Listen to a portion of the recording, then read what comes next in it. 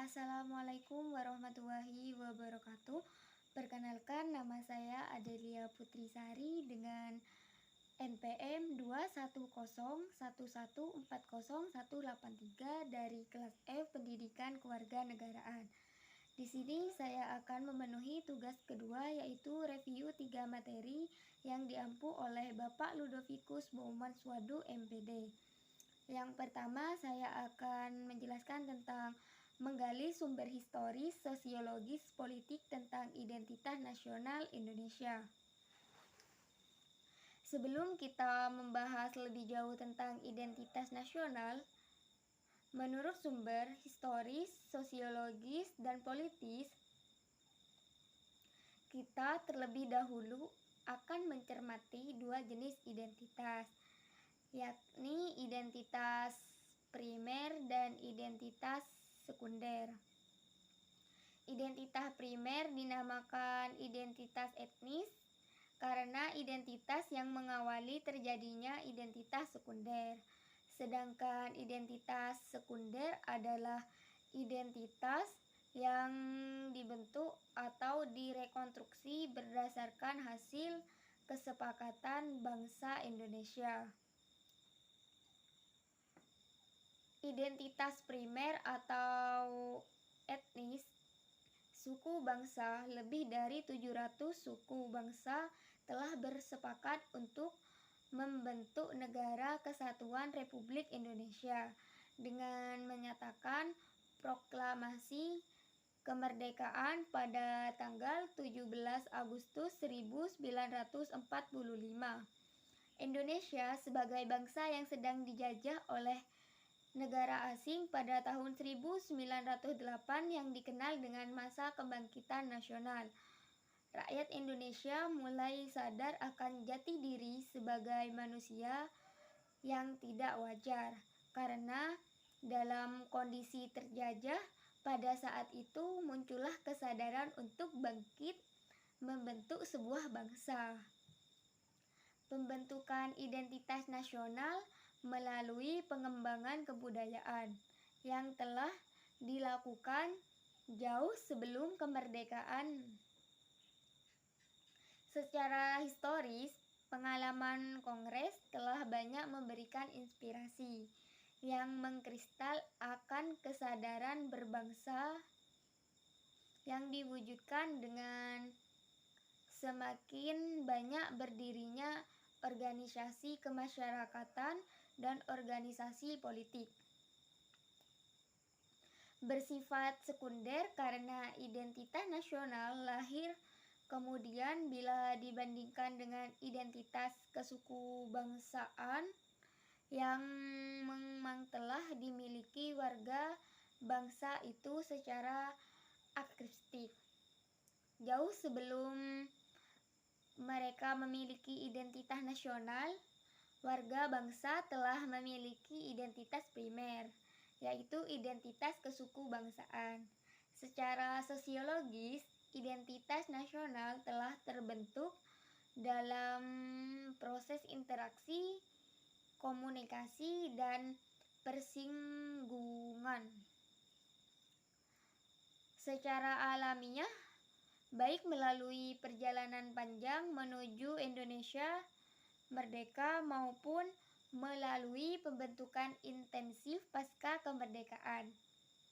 Identitas nasional pasca kemerdekaan dilakukan secara terencana oleh pemerintah dan organisasi kemasyarakatan yang melalui berbagai kegiatan seperti upacara kewarganegaraan dan proses pendidikan dalam lembaga pendidikan formal atau non-formal.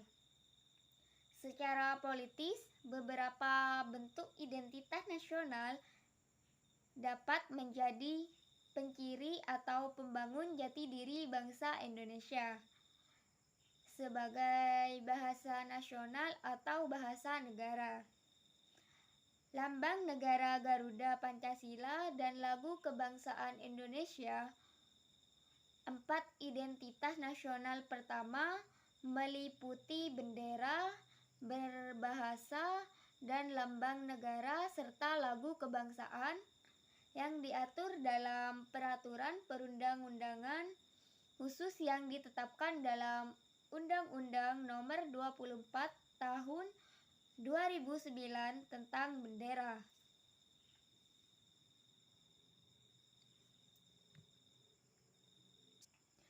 Yang kedua, saya akan menjelaskan membangun argumen tentang dinamika dan tantangan pendidikan kewarganegaraan.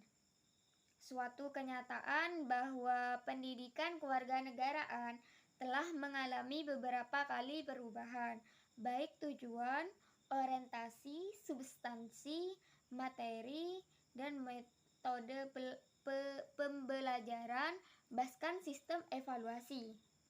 Indonesia sejak periode negara diproklamasikan pada tanggal 17 Agustus 1945 sebagai negara merdeka sampai dengan periode saat yang dikenal Indonesia Reformasi. PKN sebagai mata kuliah dibandingkan dengan mata kuliah lain. Ontologi PKN adalah sikap dan perilaku warga negara dalam kehidupan bermasyarakat, berbangsa, dan bernegara. Status warga negara meliputi penduduk yang berkedudukan sebagai pejabat negara yang dengan rakyat biasa. Mari kita samakan dengan argumen berikut ini. Secara implis, setiap konstitusi masyarakat kriteria warga negara yang baik karena setiap konstitusi memiliki ketentuan tentang warga negara. Artinya, konstitusi yang berbeda akan menentukan profil warga negara yang berbeda. Karena akan berdampak pada model pendidikan kewarganegaraan yang tentunya perlu disesuaikan dengan konstitusi yang berlaku.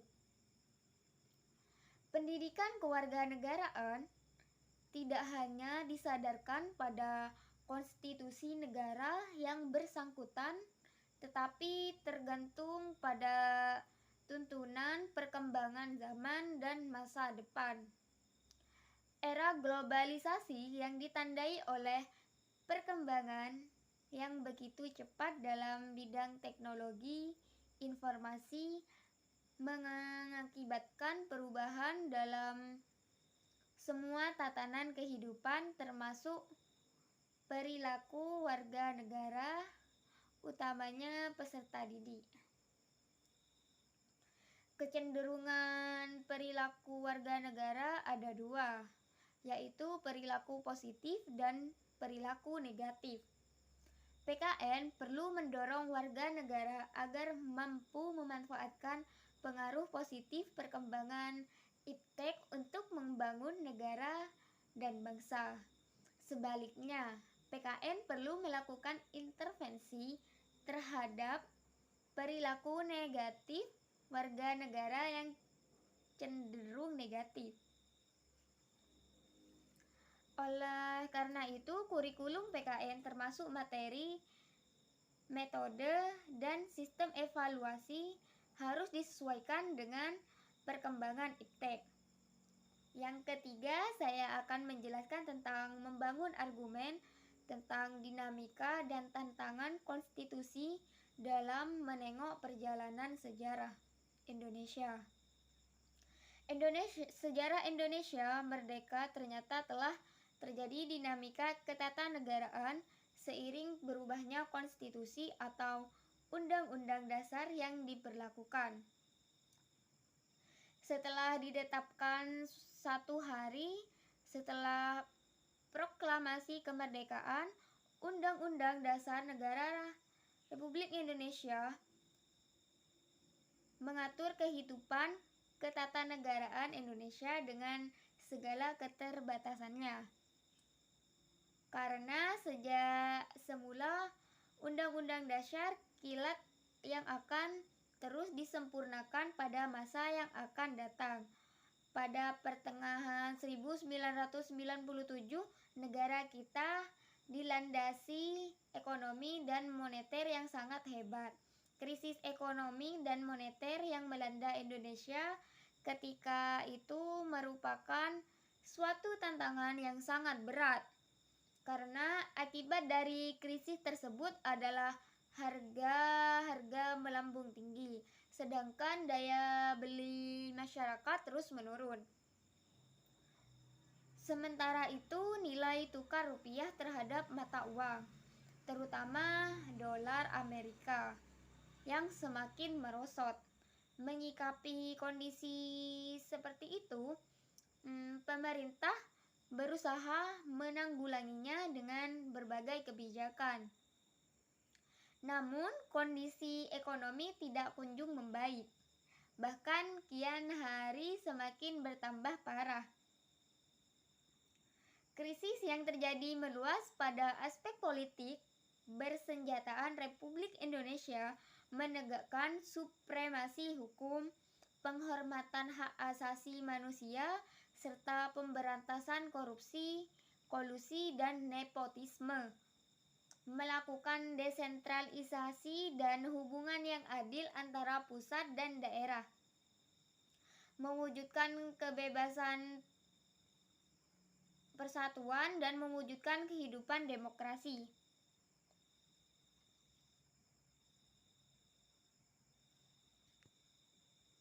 Di samping itu, dalam tubuh UUD NKRI 1945